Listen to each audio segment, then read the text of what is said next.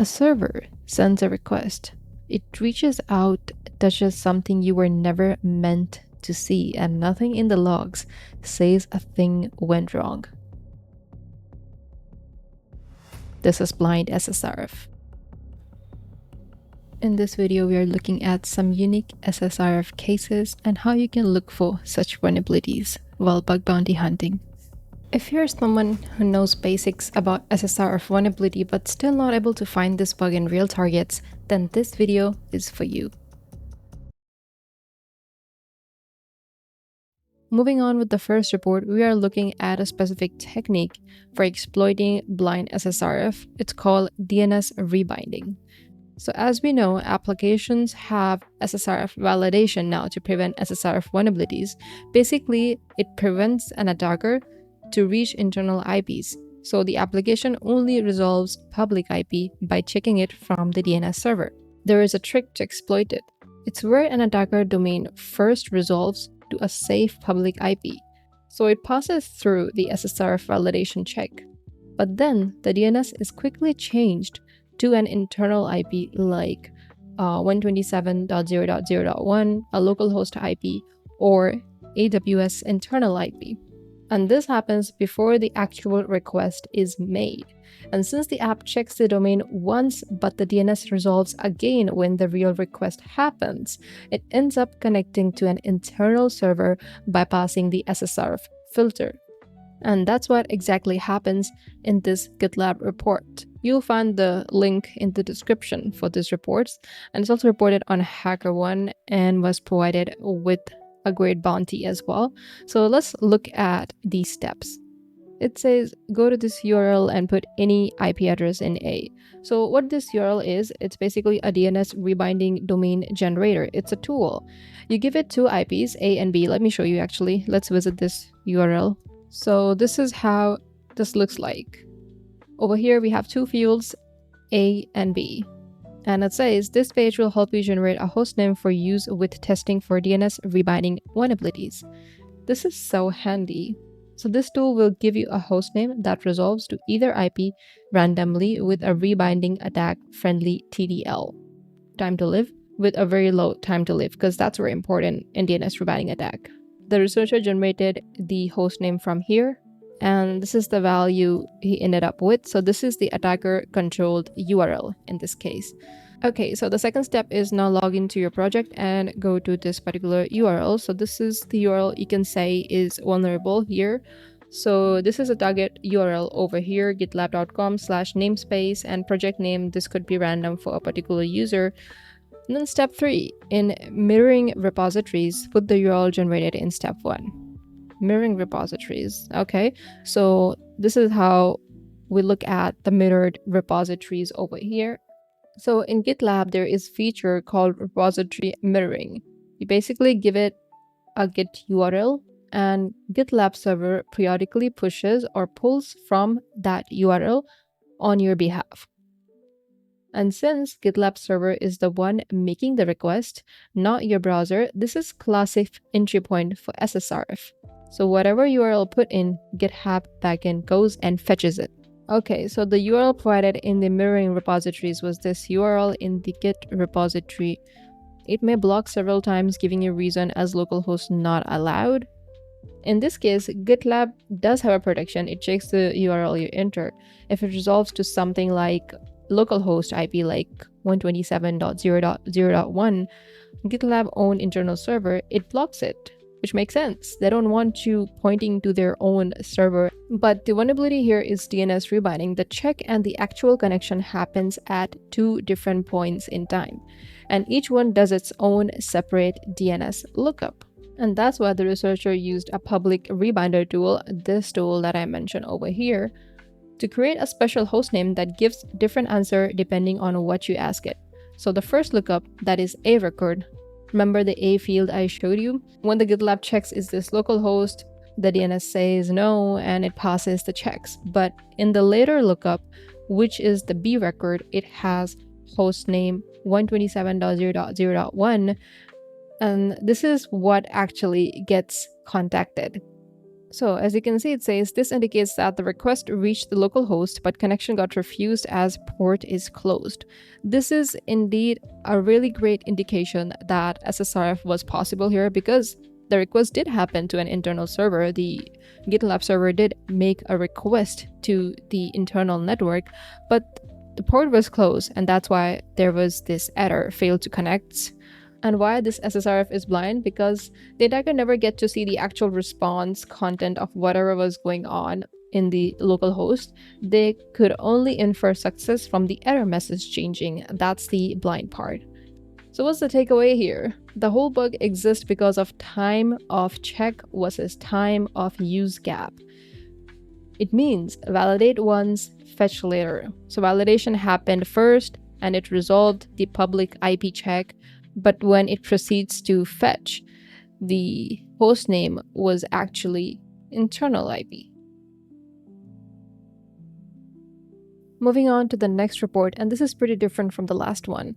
It's SSRF in webhooks leads to AWS private keys disclosure. So this is reported to Omise or Omise. I don't know how to pronounce that, but this is a payment platform and it lets you set up a webhook.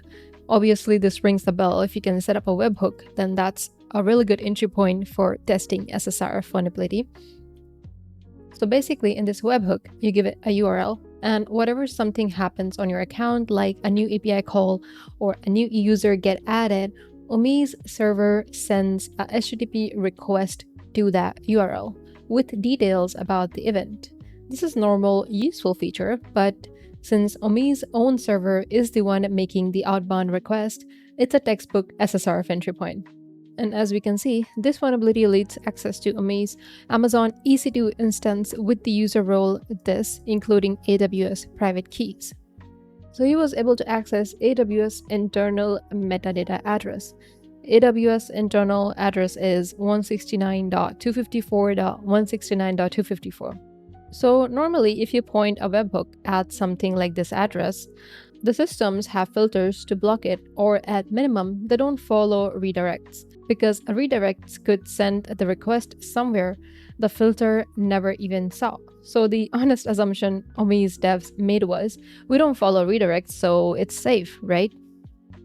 But that's not what happens. It's actually a pretty unique case if you see.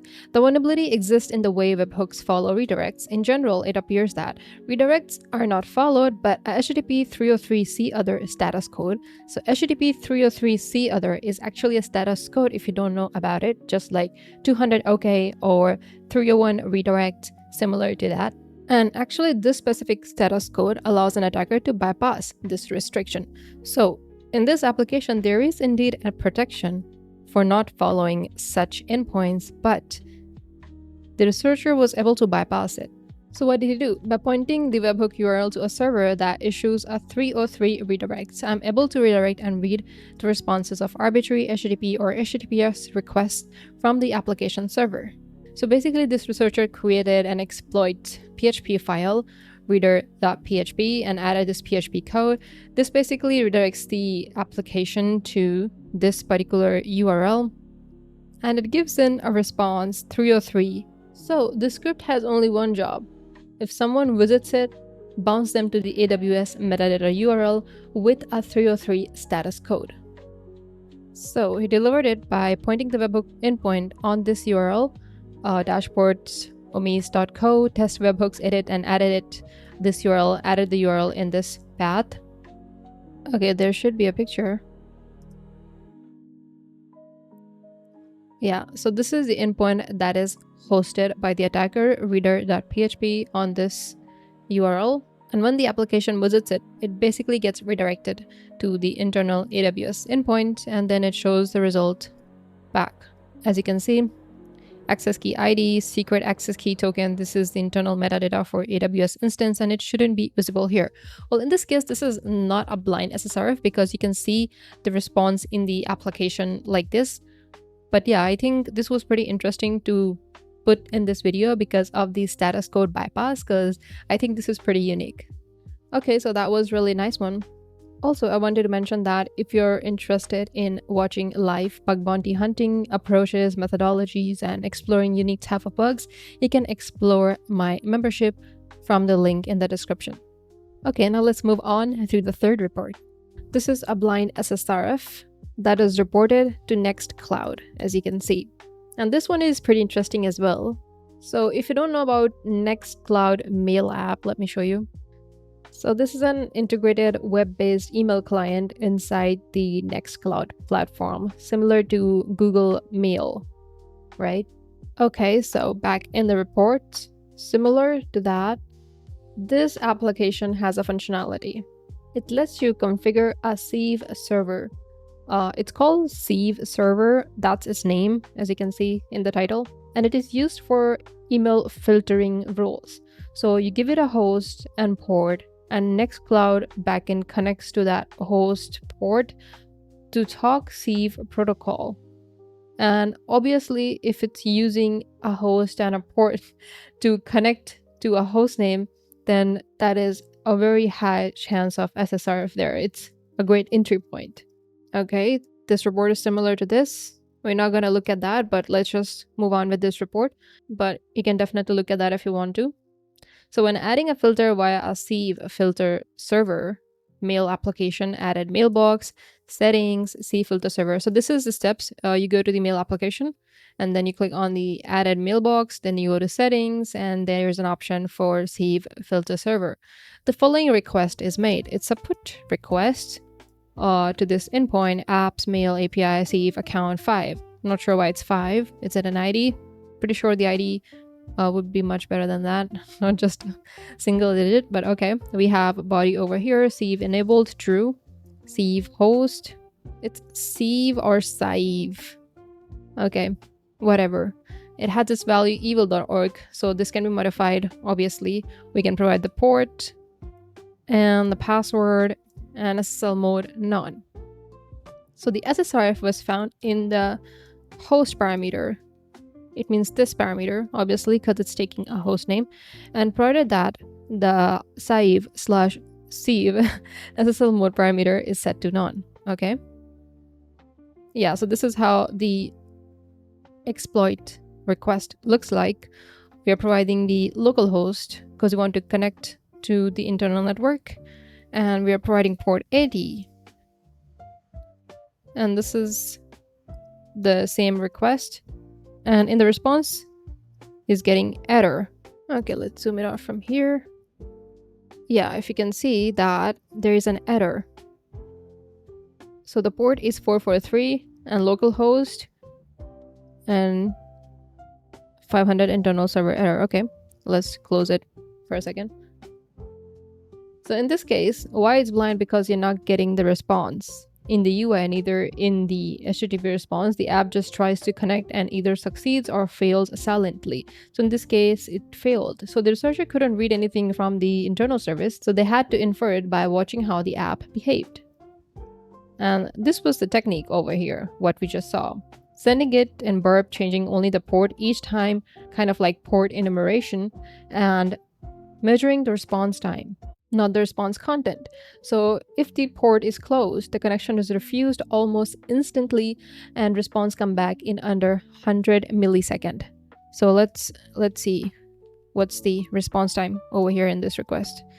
Okay, it's 5,000 milliseconds, definitely more than 100 milliseconds. It means the port is open. So when the port is open, the app has to wait through a protocol handshake attempt before giving up, and response takes 5+ seconds. 5+ seconds is basically 5,000 milliseconds, okay? Now it's easy. Now you just have to automate this whole process across a port list with burp intruder, and then you can log the response, check what's working, what's not working, and just analyze the response time. Let's close this now. Okay, so this is how the result looked like for these ports. As you can see, the time it took was more than 5 seconds or 5 seconds. This one literally took 10 seconds. That's very interesting. And it means that port 80, it was running Apache 2, port 443, Apache 2, this port, SSH, and all the other services he was able to find by the port enumeration just like that. That's crazy. And that's why it's so important to analyze the response, even how much time it took, what kind of error you are getting, and how you can bypass those cases. I think this whole video turned out to be really amazing. We saw some different unique cases of SSRF that you can test in when you are hunting on applications or you're pen testing. One more thing, I just launched my first ebook. It's my full recon process, my methodology, and findings that got me paid in 4-digit dollar bounties as well, so it's worth checking out if you are serious about this. Thank you so much for watching. Don't forget to like and subscribe, and I'll see you in the next one.